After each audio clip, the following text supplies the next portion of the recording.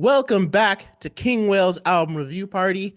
Of course, with the Grammys only 2 days away, we have to get these episodes out and done pretty quickly to make sure that they're out before the Grammys come.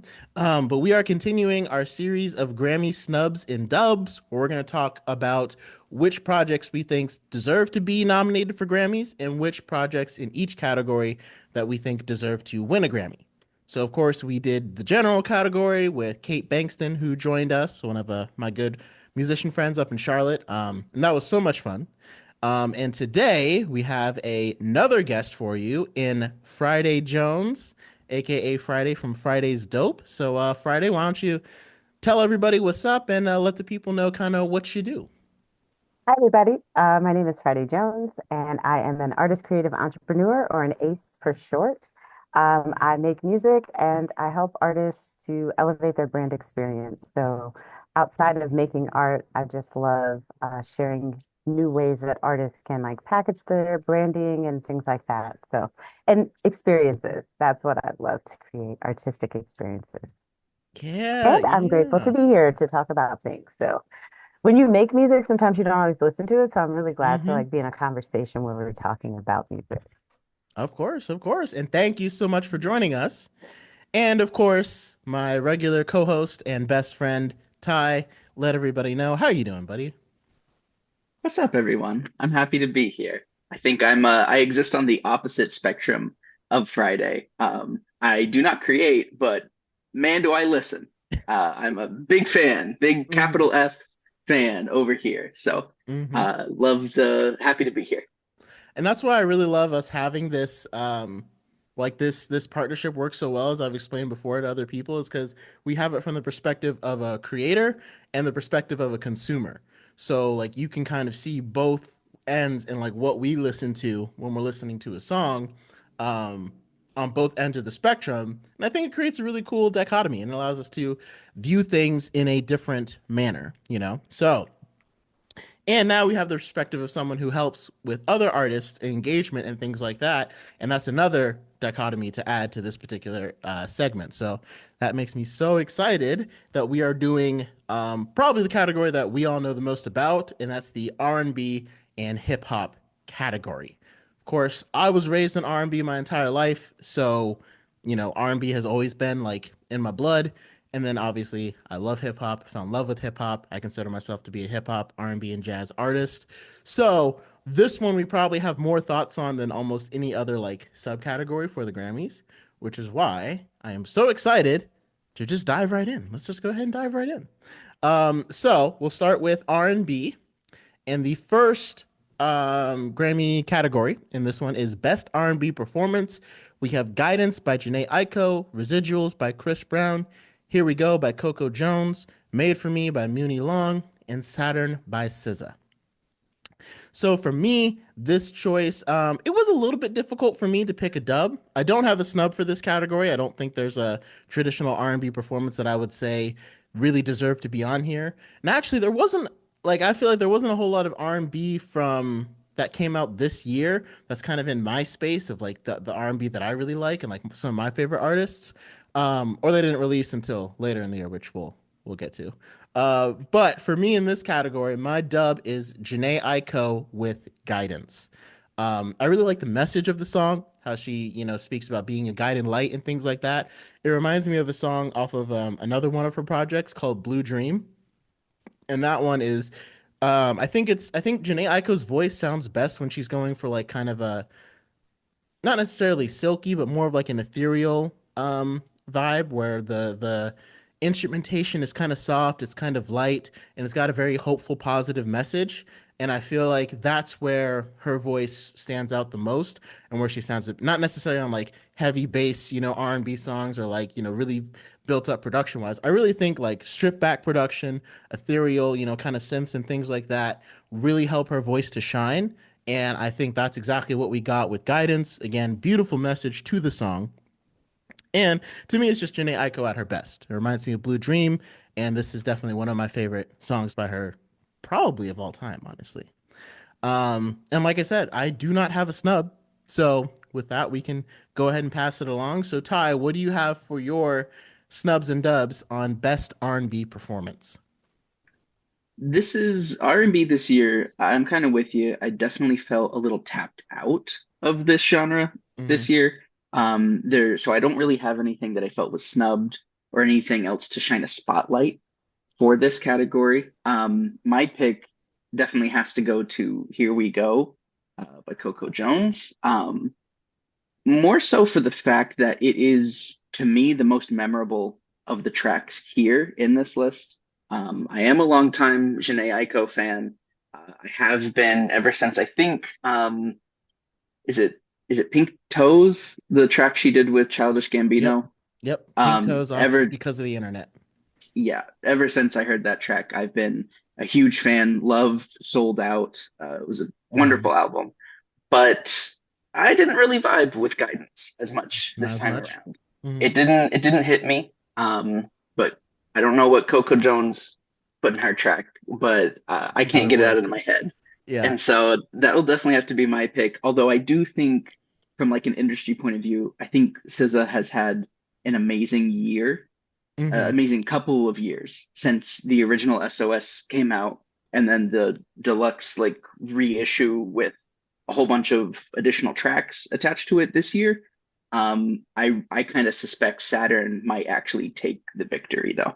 That's who you think is going to win. Okay. That's who I think's gonna win. I'm hoping for Here We Go, but I Hmm. really think SZA will probably take the cake here. I could see that. And I think I have thoughts about Saturn, but I'm going to get to a little bit later, not to spoil anything, but I just kind of just did. But we'll get to those a little bit later. I agree. For me, Here We Go and Residuals were very close to taking it for guidance on me, over guidance. I actually really liked Residuals by Chris Brown. I wasn't expecting myself to like that song so much because I've his last couple albums, I feel like I've just kind of been like completely tuned out to him and like the style that he's gone for now. But Residuals felt like him kind of getting back to the Chris Brown that I remember with you, and No Air back in like 2004 when I was like six. um, but yeah, Residuals. It was a tight. I'll say it was a very tight race with Residuals and Here We Go by Coco Jones. They're all great songs. For me, just Jhené Aiko happened to get the dub on this one. So all right, Friday. Now it's your turn. If you have any snubs or any dubs for this category, we want to hear them. So, yeah, thank you. I also definitely agree that Here We Go by Coco Jones would be the dub. I don't have Okay. any snubs. What's interesting when it comes to R&B, I don't necessarily listen. Again, I think making music, I don't listen to music as often as I should. So I've been going through the playlist and just kind of hearing things. And with Coco Jones, as soon as I heard the sample, I was like, oh yeah, this is this Those is the it. one. Like this Yeah. is it. And so similar to what Ty was saying, it's like other ones didn't stand out in your ear as much. That Hmm. definitely hooked me. And then I think Coco Jones is just kind of stepping into her solidified era right now of Hmm. like, yes, I'm here to stay. Like, it wasn't just like a few songs here or there. So I would say Coco Jones for the dub. Makes sense. There Yeah. was this Yeah. there was this quality to that track that like it almost felt like reminiscent of like classic R&B, but it didn't Hmm. sound like just something for an old head. You know what I mean? Yeah. Like it, Yeah. it felt it felt fresh, but it felt like nostalgic almost for a song Hmm. that I'd never heard before. And like that maybe is like the secret sauce to making it stick so much in our heads to make it stand out. I would Hmm. absolutely agree with that. I think so I have a family member who works in the industry and they're working with Coco Jones and the way he talked about it was like this is like my favorite new artist because there's such um a nostalgic artistry to how Hmm. they put out music and how they perform and how they sing and the production that they choose. And I was surprised, they were kind of like, oh, I hope that, she stays around and I hope that people appreciate it. It's like I'm so afraid people are gonna be like, ah, we're over that or that sound is dated. But I'm really glad that it's transcending. So Yeah. I mean, I don't know about Yeah. you guys, but I still remember Coco Jones from Let It Shine, the movie she did with Tyler James Williamson on the Disney Channel original. So to me, she's not a new artist. She's been around for a while. Just for me. But Wait, like I what, said, I don't know about really? you. Oh yeah, you don't She remember was in a that? Disney Channel movie? No, I Oh didn't know yes, that. it's called Let It Shine. So Friday, you remember that? Yes, well, I know from like learning about her, and there was a lot of Uh-huh. conversation around different Disney artists and why some Disney artists tended to be more breakout stars than others. Mm-hmm. So I think she's from like the Zendaya era of Mm-hmm. Disney Channel. So Right. they're around in the same kind of Mm-hmm. crew. Yeah, yeah. So she played a singer in a movie where Tyler James Williamson was the rapper. I can tell that Ty's looking it up right Looking it now by up. the expression on his face. You can't see it if you're listening or watching, but we can see it, and it's amazing. So yeah, basically it was like how Hamilton was like rap for the Broadway, like Let It Shine was Disney Channel's rap high school musical, like with how they do like musical movies and stuff. And so basically, Tyler James Williamson just wanted to be a rapper, and his dad was a preacher, and his dad was like, no. So, I related to that pretty heavily. And Wow. so, yeah, that movie, it came back in 2013, right? I think, if I'm not mistaken. 2012. 2012. 2012. Okay. Yeah, yeah, yeah. Yeah. So, right around that time. So, yeah, that's where she's from. So, like I said, I known about her. I could have warned you guys about her, I guess. That's my This is fault for not this is letting you know. insane. Everybody Hates Chris and Coco Jones were in a movie together Right? in 2012. I know what I'm watching next. This is Oh, insane. right? Yes, you'll love it. You'll love it. All right, so we can go ahead and move on to best traditional R&B performance. This one again, I also don't have a snub. Now, this one I will say, if Here We Go again was nominated here, if Here We Go, I definitely would have picked it by Coco Jones. To me, I think I probably would have put this one in this category if it was up to me, like choosing who should be nominated, because I think her song is the best case of, old school R&B meets new school R&B in kind of a really good blends. And to me, that's traditional R&B performance. I would have put her in this. I would have given her the dub if she was nominated for this category. So maybe that's kind of my snub is Here We Go by Coco Jones, because I would have had her win this category. But in this case, originally I had picked That's You by Lucky Daye, but I actually changed it to Make Me Forget by Muni Long after I got a chance to hear that song. Because I actually really enjoyed it. I really liked it. I like That's You by Lucky Daye. It reminded me a lot of Usher back in the day. Like it feels like Lucky Daye just did an Usher song. And I think that's why it kind of like it hits for me with That's You, but it's also like, oh, Usher, like it doesn't feel like Lucky Day is being Lucky Day. It feels like Lucky Day is being Usher. And if I want to listen to Usher, I'll go listen to Usher. But if I want to listen to Lucky Day, I want to hear Lucky Day. So to Mhm. me, Make Me Forget is the dub in this category because I think Mooney Long did a fantastic job just with. There were a couple of times where like the harmonies that she had in her background vocals, I really liked them, and if anything, I probably would have taken some of them back on it just so that way the other ones could stand out. Because she tended to do it a lot, like almost every other phrase, and that would be my only like if I was producing or mixing that song, I would say like, hey, maybe let's take some of these out so that way when they come in, they really do stand out. Because sometimes it can. I wouldn't say that she like overdid it, but it could kind of like lean towards that category. But other than that, that song "Make Me Forget" will get the dub for me. And like I said, I guess snub wise, here we go again. I would have put that as I guess that's technically my snub for traditional R&B performance. So all right, Tyler, let's hear what you got. This is definitely the one category I have the least to say about. My Hmm. pick is one of it's the only track I was able to listen to from this list. And it was the same Make Me Forget by Money Long. Like it's Hmm. just the only track that I had heard I'm glad from you this picked that list. one. Yeah, that's And this is the best so one. I really don't have much to add from what you did. I liked it. So it's not like I'm just choosing a bad song that because Hmm. it's the only one. I did enjoy it, but that's really all I have here.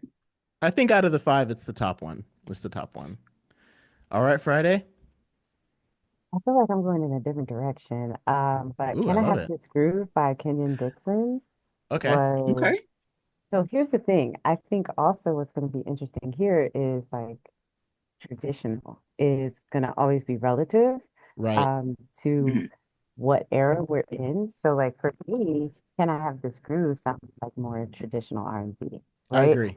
So, Hmm. whenever you say Usher, I'm like, oh, see, when I heard Lucky Day, I thought Michael Jackson, right? Which is Mhm. pre-Usher Hmm. reference for traditional R&B. So, I mean, I also love that. I also love that take, but yeah, Kenyon Dixon sounds like traditional R&B, but very, very fresh. And it kind of gave Yeah. me like a Thundercat kind of feel to it as well. I Hmm. don't know if you know him, Oh, do we know Thundercat? Oh, oh yeah. Friday. I get down with it. You have me Oh, sold now, Friday. If you yeah. said but there's some Thundercat yeah, vibes it kind of from Ken. reminded me of like it's real. I love so traditional R&B. I don't know. I Hmm. think groovy. I think soulful. I Oh, think yeah. Mhm. the fact that even the project is like, soul of the 70s, um, that to me, it's very the musicality of it also is really intricate, right? Where you're hearing the Hmm. music before. It's not just like straight into the singing. It's like, all right, we're about to groove for a little bit. In my Yeah. opinion, I'm Yeah. going for that, which I feel like I've never heard of this person until now. Right? So I Mhm. hope they win, but I also feel like the other names are significantly more popular and probably resonated with more people. But if Hmm. we're going by the category, in my mind, I'm going to Kenyon Dixon. So I totally agree with you on the more traditional aspect because Can I Have This Groove? When I immediately heard of it, I was like, oh, this is Marvin Gaye. Like this is that when we say traditional, that's what we mean. He's got horns in there, and when the verse starts, he switches to strings, and then he brings the horns back in the chorus. Like that is classic R&B. We're talking, Yeah. like I said, Marvin Gaye era, Motown era, and that definitely feels like, so I would say that's the most traditional R&B probably performance and probably instrumental. I think like if I was going to say what was the most traditional R&B song, I would probably say it was Can I Have This Groove. I just ended up liking the melodies that Mooney Long put on Make Me Forget a little bit more than the melodies they did on Kenyon Dixon. And I kind of like the mixing style a little bit better. So this was more like my choice ended up being more preference for which song I liked more. But I do agree, Can I Have This Groove is the most traditional out of all of these R&B songs, even over Lalah Hathaway, who has been doing traditional R&B since before I was born, I'm pretty sure. And she like now I'm amazed that she continues to just like stick with it. Like she never she doesn't she can kind of adjust her style a little bit, but it seems like she's like, no, I know what I want to do, and I'm just gonna continue doing it. So I won't be surprised if she'll be in traditional R&B for like the next 10-15 years category. But I do agree that Can I Have This Groove is the most traditional out of these R&B songs. My favorite out of these just happens to be Make Me Forget. So I'm glad that you had that one because I wanted to talk about it, but I didn't really get a chance to. So this is perfect. This is why we have you on Friday, so we can get these nuanced Yes. conversations. Take. You had me sold at Thundercat. I'm the second we're done, I'm gonna go listen to this track. I Yeah. should. I kind of wish I had picked that one first of the ones to listen to. Yeah, give it, I know, Hmm. right? Give it a chance because I feel like whenever you said also the one you'd go back and listen to, um, I love groovy music. So that Mhm. was definitely one I feel like you can think about like cleaning up your house on Saturday morning and like that's playing in the background and Yeah. that's what it reminded me of. It was very nostalgic, but like I said, also really fresh. Mhm. Agreed. Couldn't agree more. Nice. All right, so now we're moving on into best progressive R&B album. And I will preface this with if you showed me the nominees for this list at the beginning of the year, I would have been like, oh, it's got to be Bando Stone in the New World. Childish Gambino is going to give us a classic like Awaken My Love, and I would have loved to pick Mhm. it, but I cannot, Mhm. unfortunately. We reviewed it, and it wasn't terrible, but there's not enough standout tracks on it. I think it's close, but I almost feel like there's too many tracks that I didn't like for me to like nominate it because there's a lot of really good ones that I really liked, like Steps Beach, the last song, A Place Where Love Goes, is it Lithonia or Lithuania? I can't remember exactly. Um, Lithuania. Lithuania. Okay, yes, yes. Thank you, Friday. Yeah. No problem. So there's so much to like about it, but I can't end up being like this one deserves a Grammy. Um, based upon that. And also I ended up listening to So Glad to Know You by Avery Sunshine, and that album was actually phenomenal. And that one's going to end up getting my dub, which is it's pretty cool too because there's a one of the producers who worked on it is the former drummer for Snarky Puppy. His name is Jameson Hmm. Ross, and he actually performed here in Charlotte at the Evening Muse not too long ago. And I'm a huge fan of his music. And he also went to college with the guy that I went to college and played trumpet with, and he taught down at Daytona State, and he's from Jacksonville, that whole area, and so it's kind of like that's I'm not from Jacksonville, but Florida area, kind of all adjacent North Central Florida, so it's all kind of connected. Um, but yeah, I feel like So Glad to Know You is I think Avery Sunshine did such a phenomenal job with applying new concepts to traditional R&B. Because it's a very traditional R&B album in that, but I was listening to it and I was like, I like every single song on here. Every single song on here is a stay. And I was feeling the entire album. So, like I said, if you told me at the beginning of the year, I would have expected it to be Bando Stone, but I ended up going with So Glad to Know You. I don't really have well, I do have a snub here actually. So yeah, so I ended up going with So Glad to Know You. I will say Bando Stone would have been number two for me. And then as far as my snub, Ty and I reviewed this album a little while ago, and I don't know if you would consider it progressive R&B. You could kind of throw it into jazz, but like this group doesn't really have like a genre. But if I had to pinpoint one, I would say this is the category where this album should be in, and that is Love Heart Cheat Code by Coyote, which is one of the best albums to come out this year and one of the best groups, R&B, just like they blend R&B, funk, rock, pop, like they do so many things. But like I said, if I had to say, okay, one genre, that's the only way you can describe it, I would describe Love Heart Cheat Code as a progressive R&B album. And I do think it should have been considered, and if it was considered, I do think it could have I would have wanted it to win based upon the other choices. Because that album is it's just phenomenal. And if I was to go into it, we'd have to do the whole review all over again. So if you want to know exactly why we think it's so phenomenal, I will put a link to our earlier episode where we reviewed it, and so you can check that out. Um, but yeah, so that's my dub is So Glad to Know You. Oh, I should probably go through the choices. The choices were So Glad to Know You by Avery Sunshine, En Route by Durand Bernarr, Bando Stone in the New World by Childish Gambino, Crash by Kehlani, and Load by Anderson Paak and Knxwledge, forming a group called NxWorries.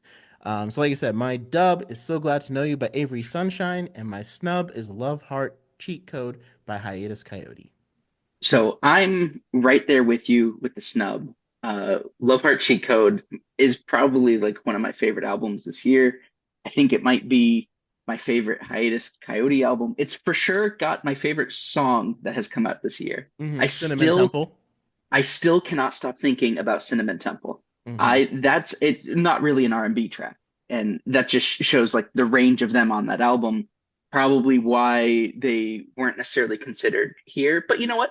Yeah. Bando Stone in the New World has like heavy rock influences here and Right. there on tracks. Like it's got heavier like rap tracks in there. So it's a it's not a settled genre. Right. It would definitely be my choice if it were here. But from what is here, I'm actually gonna go Why Lord by No Worries. Hmm. I really liked Yes Lord from them a few years ago, and Okay. I'm a big sucker for anything Anderson Paak. I didn't like, oh, I forget the name of it. His collaboration with Bruno Mars. I was about to ask you that. I was I literally was gonna be like, so what do you think about his album with Bruno? It was Silk Sonic. Silk Sonic. Not Yeah. the biggest fan of Silk Sonic. Uh-huh. But my mother-in-law, she's absolutely obsessed with Bruno Mars, and Hmm. so Silk Sonic I have heard way too much of. But nothing against Bruno Mars. He's just not my cup of tea. But Anderson Paak is really solid here. Um, Not really necessarily. moving me so much that this is like a standout. I'll still probably pick his solo works over anything that he's done here with No Worries. Hmm. But I think it's just a big sucker. I'm a big sucker for him. So Makes sense. Makes sense. All right, Mm. Friday. What's your choice here? Yeah, so I am not as knowledgeable about all of these albums as both of you, but what I was leaning towards actually to start out with was Bando Stone in the New World Hmm. or Wild, right? And I think I was leaning there because, again, I think sometimes the terms are what's getting me. So it's like when you think of progressive, or right. what does progressive R&B actually mean? So I feel like there's got to be some sort of push. There's something that's kind of pushing the boundaries or taking you into a different place. And it doesn't necessarily mean taking you into a different genre, but Hmm. sonically wanting to hear something that feels, new or fresh or again, progressive. So when I was listening to So Glad to Know You, it felt, I wouldn't even say traditional R&B, but it definitely just felt R&B. Hmm. And I wasn't sure where that progressive part of it was, right? And then similarly to what Ty mentioned with Childish Gambino, it's like, yeah, you've got some rock, you've got some rap. I'm like, but is that what makes it progressive? So that's kind of why I was leaning there, where it's Mm, like you're getting something that's more than R&B, but does progressive R&B mean that it's more than R&B, or does it mean that it's Hmm. taking you into a new phase of R&B? And mm, I think that's where kind of leaning towards Wildlord because it still feels R&B, but you feel it being infused with the essence of other things as opposed to as directed as it is with Bando Stone in the New World. It's like, there's mhm, certain ones where it's just like, oh, I'm just rapping, or, or Yeah. this right. is a completely different genre.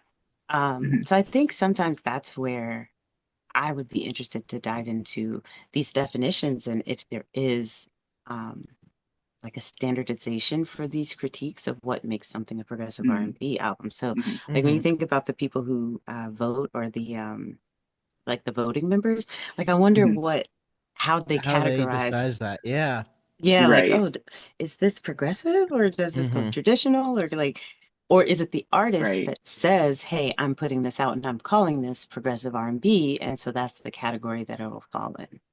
Like we had kind of had this discussion on general when I was talking with Ty and Kate, and we talked about song of the year versus record of the year. And they're both like, "What's the difference?" And it's like, it's kind of like, yeah, what is the difference here? And so like the way I quantified it was like record of the year to me is very, very commercial friendly. So that's why like I picked Mhm. Espresso by Sabrina Carpenter because I think that one just has almost universal appeal to fans of disco, pop, R&B, whatever. It is just kind of has universal appeal. Like it's the most commercially appealing song that came out because, we are talking about the music business. It is a business, and that is the best song in the business as far as commercial appeal goes. And then when I think of song of the year, I'm thinking about artistic quality. What are they doing with the song? And like Mhm. commercial appeal goes into there a little bit too, but it's more about what is the song doing, what kind of message does it have, how is the artist like kind of pushing and doing something different. And so for that one I went with Not Like Us by Kendrick Lamar because that was the shake up song. Like I would say Espresso was like the safe song, which is why like commercial appeal and record of the year, and it deserved it. But Not Like Us was the one that was like a shake up movement style of a song that had a lot more meaning and depth behind it. So like that's how we rationalize those. So I'm like with progressive R&B versus R&B, I'm like I don't even know exactly how I would like quantify the difference. Like does it like progressive R&B like it's not traditional R&B, like is it supposed to be moving forward or something like that? So we can go right into best R&B album because I think while we're on this thread of like progressive versus best R&B album, it will kind of synchronize a little bit more because like we'll be talking about okay like what makes this the best R&B album, right? So like for me, if I'm looking at the best R&B album, the choices, my dub would be Algorithm by Lucky Day. Now, I didn't really like the album as a whole. I ended up just selecting it compared to all the other ones because I think he has like three or four really strong songs on Algorithm that I think take it above. Like I love Paralyzed from the album. It is a great song, and probably one of my favorite Lucky Day songs, and I think the best one on the whole album. But like if Bando Stone in the New World was nominated for Best R&B Album, I would have ended up choosing it because there's more songs on it that I like compared to all these other ones. But if I had to choose like which nominations would I put and like if it was really up to me, I would probably say the best R&B album is So Glad to Know You by Avery Sunshine, and Mm. I still would Hmm. probably say that Bando Stone in the New World is the best progressive R&B because there's a lot of times where Childish Gambino will just like on Lithuania, he'll just go straight like rock and like soulful, like he kind of just goes right into rock rather than like using R&B to reference rock, and it's a very like Hmm. minute detail difference, but you can tell what it is. But I would still argue that his album does the most with the R&B genre itself by moving around in different ways, and even if it doesn't work every single time he does it, I would say he does do it the most. And I think that's kind of the difference for me on like I feel like So Glad You or what sorry, I'm forgetting the name. So Glad to Know You doesn't take as many chances as he does with Bando Stone in the New World. And with Bando Stone, I feel like sometimes he kind of misses on some of the new wants and things that he's doing. But on So Glad to Know You, she kind of hits it nail on the head. But again, she didn't take as many chances. She had a very pocket that she sat in. So if it was really up to me, I'd be like, So Glad to Know You is the best R&B album, but Bando Stone in the New World is the best progressive R&B album because I'll give him credit for what he was trying to do, and in some ways he succeeded. It just feels like there's a lot of ways where some of the songs just ended up missing because of everything he was trying to do with progression. Um, but like I said, oh, and I should go over the. So before we pass it over to you guys, I keep forgetting to name all the songs that all the albums in the category because people are going to be like, what was even nominated? Okay. Right. So, best R&B album was 1111 by Chris Brown, Vanta Black by Lalah Hathaway, Revenge by Muni Long, Algorithm by Lucky Day, and Coming Home by Usher. And so when I was listening to some of these albums, my biggest thing is like with R&B, it can kind of be easy to make it feel like you're just listening to the same thing over and over again, which can really happen in any genre almost, but it can definitely happen in R&B. And that's kind of the way I feel about all of these albums. So that's why I would have, like, if I had to choose a snub, I would say So Glad to Know You would be my snub for this category. And then I would nominate Bando Stone as the best progressive R&B album because, like I said, while not everything he did hit, at least you weren't listening to the same type of thing over and Hmm. over and over again. So with that very long and convoluted explanation I gave for progressive versus R&B, Ty, what do you think is the best R&B album, and do you have a snub? Again, this is where I think my lack of like my missing out of this kind of genre this year is its peak because the only album that I really listened to from this list is Layla Hathaway's Fanta Hmm. Black. So by default, that kind of takes my pick. But I think it's interesting in just what appealed to me, kind of segueing off what you were talking about with genre.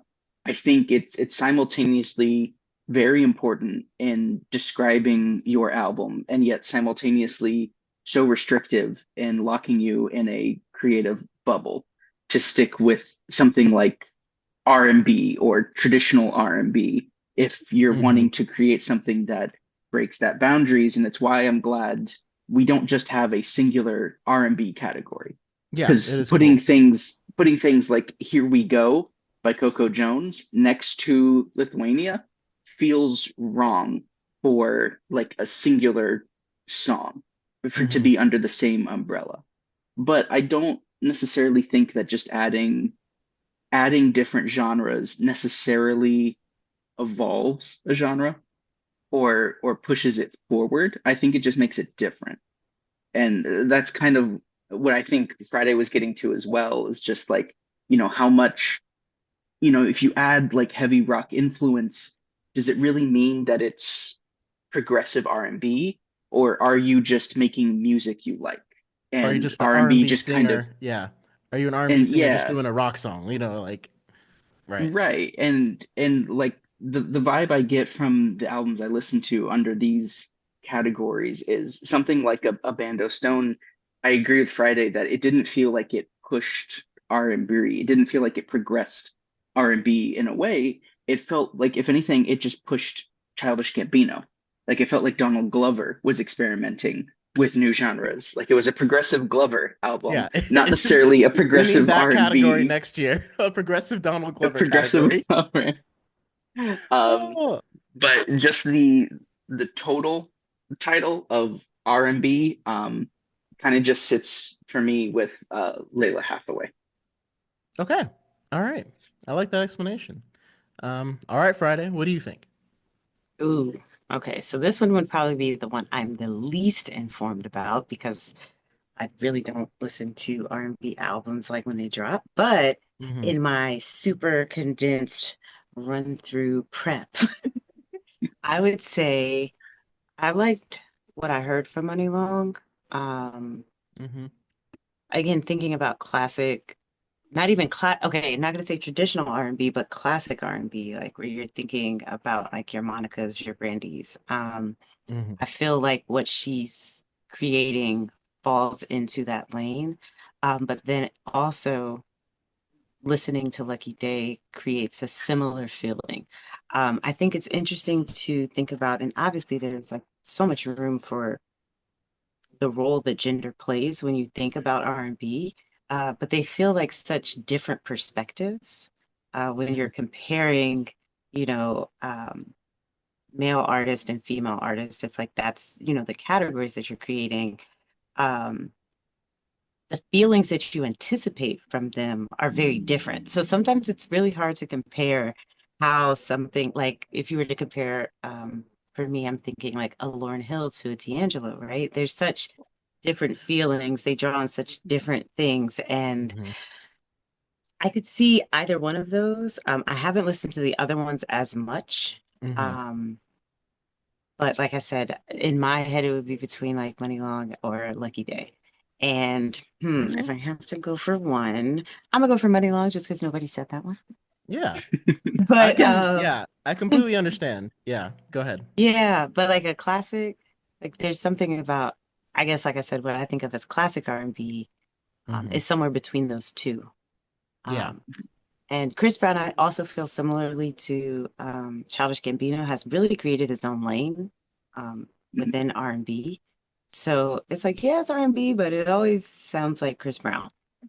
Hmm. It doesn't really Yeah. sound like, oh yeah, I'm just listening to an R&B album. Like, no, you're listening to Chris Brown do his thing. Um, Mhm.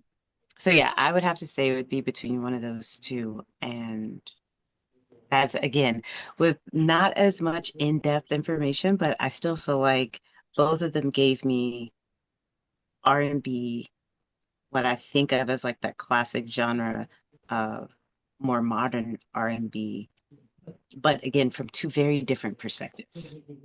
And Mhm. I feel like I need to apologize to Money Long because is that how you say your name, Money or Muni? I thought it was money I thought it Money? was money. Okay. Money. because Okay. it's money long or Moolah, money money long. Oh, long. so that's She's on got her money purpose. Okay. long. So that's not her name, that's her Yes. stage name. Okay. Yes. Um, Oh, yes. yeah. Absolutely. I have to apologize to her because her song Made for Me was nominated as a BET and it's a great song. But I'm like I could not, give it the dub on a category because now that it became a Instagram influencer song and people did so many stupid sketches with it.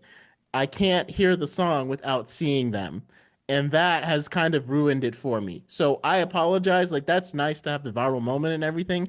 And I'm Yeah. sure that was very big for her career. But I'm also like, now I can't Get hear her this bag. song. Yeah, yeah, get that back, girl. But I'm also like, now I can't hear this song without imagining that like 40-year-old white dude singing to his son-in-law because they wanted to go viral with this sound bite that everybody was using. But I do For the agree with record, you. her name is Priscilla Hamilton. Her birth name. Oh, hmm. Money Okay, so long Okay. it's is just the definitely money statement. long. Yeah, It's okay. definitely So money it's long. money law. Okay, yeah, yeah. So that's on purpose. But I love that you mentioned the male versus female perspective in R&B, because I definitely feel like I hear that and I can pick that out a lot. And like when I was a kid growing up, sometimes it's like from the female perspective of R&B, it was always like treat me right and take care of me. And from the male R&B perspective, sometimes it felt like either A, I'm sorry I cheated on you, or B, I'm not cheating on you anymore. Or Yes. C, aren't you glad that I'm not cheating on you? It's Yes. like I feel like Or we can have a D, better can I standard. please like have sex with you? Like that, those are the four Right. categories. Like I was But listening Right. yeah, like After having cheated on you. yes. like I'm listening to that song by Lucky Day and I'm like, okay, I like the idea of it. Like he's like, only you matter. And he's like, I'm not gonna cheat on you with all these baddies that are out there. But I'm also like, isn't that like the standard? Like, shouldn't that be like we've accepted this when we became a relationship? And again, I think it's just interesting the dichotomy of the R&B perspective from both because it's like you don't hear women in R&B singing about like I'm sorry I cheated on you or oh I just cheated on you for a fourth or fifth time or aren't you glad I'm not cheating? Like, they don't really talk about Yeah. that. It's mainly just like, hey, maybe please don't cheat. Hmm. Because that's like Yes. so I decided that like I almost kind of want I would love first of all for Money Long and Lucky Day to do an album together so we can just have both perspectives. Uh, and you should just listen to both albums like listen to one song from Revenge and then one song from Algorithm and just back and forth like that so you can like compare the two because I think that's a perspective that someone gets when they are raised on R&B. Right. And I think off of going off of what you just said, that would be an incredible experiment where you have an artist or two artists where they do a compilation project, but that each one has their own project and it's in response to the other songs. So like Oh the yeah. way that it's put together would be you could listen to one then the other, or you could listen to both of them all the way through. I think that would be insane. But yeah, Ooh. and to be fair, I think that there's a lot of um, criticism that could be made for all mainstream music that it falls into tropes. Hmm. So even with, female R&B singers, they have their own tropes of like, oh, heartbreak or Mhm. just kind of even again, even with pop music or like the idea that, Taylor Swift is looking for a breakup, so she puts out a project, right? Like that idea Hmm. that there's certain things that you're just so used to hearing. And even thinking about the progressive R&B category, I would love if that also was some of the context around it, right? Like you're talking about different things. Mm. Um, Mhm. Even if you're doing it in a more traditional or classic R&B way, the themes that like when you think of Marvin Gaye, right? Yes, he was, let's, make love and like let's do all these wonderful things and let's be happy together. But it was also like what's going on. Hmm. There's also Mhm. these calls to social issues. And I would love to see more artists being able to use their platform, especially in something that's as melodic and earwormy as R&B, to create more conversation around the music or the concepts of the music. Yeah. Yeah. Because Mhm. a lot of those tropes are like we're used to them, but I think you're right. A lot of sometimes things can just end up falling into tropes. And Mhm. that's one of the classic ones right there. Yeah. Yeah. Yeah. So we've got one more category left in R&B, and that is best R&B song. And this one we've kind of talked about, back and forth because a lot of these songs we're starting to see them again. But my choice here was Saturn by SZA. I don't have a snub for this category. And of course the songs nominated were After Hours by Kehlani, Burnin' by Tems, Here We Go by Coco Jones, Ruin Me by Money Long, and Saturn by SZA.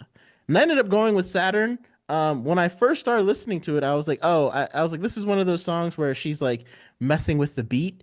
And I don't always like when artists do that, where like they kind of put the beat in different places that don't really complement the melody because trying to do something different. But I don't always agree with that. Like purposely playing off beat, you know what I mean? Because like as a musician, I'm so like if you are not on beat, you might as well be dead because that's what was like drilled into my head as a musician in jazz band and stuff. But as soon as SZA got to the pre-chorus, I was hooked. Like the way that and I realized like what she did perfectly set up the pre-chorus so that way, if you end up getting past it, you're like, I kind of want to listen to it. Like once you get into it, you're completely hooked. And then by the time we get to the actual hook, I was completely bought into the entire song. And I was like, oh, I love this song. This set, like, I want to hear her perform this live. You know what I mean? And her and Kendrick are coming to the Bank of America Stadium in May, so I might get to. You know, who knows? Um, but anyway, so I ended up going with Saturn by SZA, which it surprised me at first, but after listening to it, I was like, oh yeah, this is the song right here that I think I would choose as best R&B song. And now I don't know if I would consider it like, I mean, a best R&B performance is hard for me to like what's the difference between that and best R&B song? I don't really know if there is a difference. I think it's just, hey, how can we give two songs a win instead of just choosing one? Oh, we'll call it performance instead of song. But I would say my dub for this one is Saturn by SZA. All Yeah, right, Ty. I have to just go with Here We Go. I Yeah. mean, I loved her singing on it. I do think for the distinction between performance, I think performance gives room for like live recordings, which I believe Right. one of them was for Money It was, Long. yeah, Made for Me, which is a It was song. specifically her live Yeah. performance, and I like that distinction because there are just some tracks that really they hit something special when you can replicate this incredible vocal prowess on Mhm. like a live stage, and I like that distinction. But song wise, I mean, it's just I really love that song. Yeah. And I can say that I think like best R&B performance, I would look more of like the vocal performance rather than like the production. So like R&B song, I think if you had to lean which way, like if you had two songs in each category, okay, I'd say, okay, which of these songs has the strongest production? And in best R&B performance, which one has the best strongest vocal performance, right, on it? And that would probably lean me in either direction if I'm trying to choose between best R&B song and best R&B performance. Friday, go ahead and close us out on the R&B category. So I think I am somewhere between Here We Go and Burning. Um, Okay. I feel like Tim just has such a beautiful, hypnotic voice. Um, It's but in very unique. terms of like the power of the song, I would definitely go with Here We Go. But I also feel like we haven't talked about Tim, so I'm just gonna go ahead and put that out there, show some love. Like, Yeah, okay. I think it's Spread the wealth. interesting that yeah, Kehlani hasn't really gotten any coverage in terms of like the few positions where she was put. And I think that's like, okay, that I mean, again, none of them it wasn't she still was not in a position where I was like, oh, this should be nominated or this should be the dub. But I do think Burning has a beautiful feeling to the song. Hmm. And especially if you're talking about the record versus like the performance. So And I don't Kalani, know. uh, Yeah. well, like her After Hours song, really her whole album, I think that's another case of almost Cowboy Carter, but this time for Hmm. pop and electronic. Because I feel like Kalani is obviously an R&B singer, but like I feel like After Hours is like a pop and electronic song. Like I felt like it belonged on the dance category for pop and electronic, but it's only here Hmm. because Kalani is an R&B singer. You know, same thing with Beyonce. Obviously, I'm glad that they didn't just put Beyonce in any of these categories with her song with Cowboy Carter because it is obviously not an R&B record. But like a lot of people like on R&B stations, they were playing Cowboy Carter, and people were like, "This is not R&B," and they're like, "Oh well, it's Beyonce." It's like, okay, but I want to listen to R&B. She's doing country right now. It's completely different. Um, and so I feel like kind of the same way about Kalani's album. I think it ended up being more like I would say it's more pop than it ended up being Hmm. like R&B, kind of that same idea of like what makes a genre and what defines it. And obviously you don't want to box an artist into one genre, but I think that kind of was the that was a symptom of that happening in that case. Yeah, I totally agree with that. I Hmm. think it's also sometimes, yeah, it's hard to accept that someone's actually doing something different, especially when for the general public, they don't really think about genres. Like they Hmm. know what they listen to, but if you gave them something that was a different genre, but it's from the artist that you're used to making a particular type of music, it kind of automatically gets filtered into like some sort of extension of that. Hmm. Hmm. And so with that, that is our R&B category. Now, of course, the Grammys kind of put R&B and rap together. For the sake of length of our episodes, we are actually going to split the R&B episode from the rap episode. So we'll have another episode going through all the rap nominations and all of that stuff because I feel like they should be separate categories. I mean, there's enough like rap songs out there that rap can you don't have to bury it in R&B. It can have its own category now. Um, Hmm. but so we will do that, and we will see if maybe the Grammys take notice and take a page out of our book, and maybe just split rap and R&B because obviously they are related, but Please. they are not the same thing. But they are not the Um, same thing. They are so far apart. right. So thank And you so much yeah. for joining us. Yeah, go ahead, Friday. No, I was just gonna say, and growing even more far apart by the Right. Yeah. year. So like It's funny what? because it's like it's grown apart, and then like with people with like the melodic rap resurgence, it's like starting to come back together and Hmm. intersect Hmm. in very interesting ways, to say the least. Um, Yeah. so yeah, thank you guys for joining us. And stay tuned because these will all be coming out like back to back to back in the next few days because the Grammys are on February 2nd. So I was like, if we want to say anything about these snubs or dubs, we have to do this right now. Yeah, thank you guys for joining us and tune in for Grammy Snubs and Dubs rap coming up next.